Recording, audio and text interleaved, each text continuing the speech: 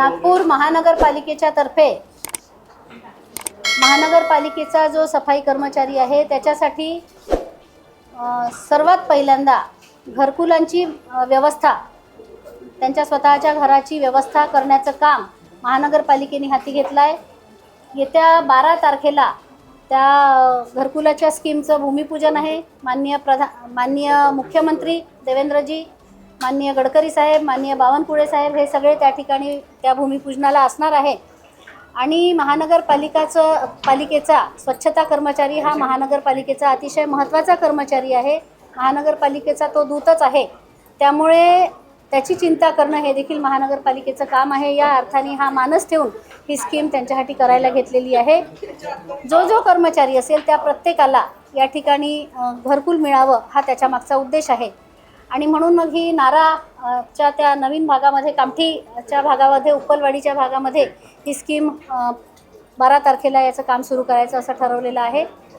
महाराष्ट्रात पहिल्यांदाच सफाई कर्मचाऱ्यांसाठी स्वतंत्रपणे असणारी ही स्कीम आहे।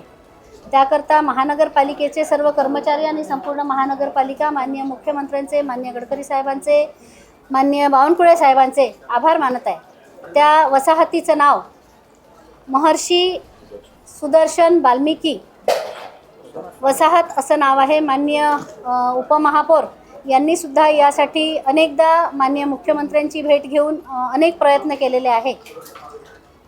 ही जी स्कीम आहे या स्कीममध्ये 1 BHK आणि 2 BHK अशा 2 प्रकारची घरं आहे। आणि चटई क्षेत्र जे पूर्वी थोडं कमी होतं ते क्षेत्रही वाढवून दिलेलं आहे। आज घडीला किंमत तुम्हाला न सांगण्याचं कारण हे आहे की जी साधारणतः किंमत ठरते त्यापेक्षा अधिक कपात त्यामध्ये करावी असा मानस माननीय मुख्यमंत्र्यांचा आहे। त्यामुळे ती कपात झाल्याच्या नंतरच आपल्याला या संदर्भातलं याची किंमत जी आहे ती सांगण्यात येणार। आणि या ठिकाणी सर्व प्रकारच्या त्यांच्या ॲम्युनिटीज, जसं त्यांना सोलर वॉटर हीटर असेल, सोलर इलेक्ट्रिकल्स असेल, याही गोष्टीचा म्हणजे पाथवे आहे, सिवेज सिस्टीम, या सगळ्या गोष्टींची व्यवस्थाही त्यांना, लिफ्टची व्यवस्था हे देखील त्यांना या ठिकाणी करून देण्यात आलं।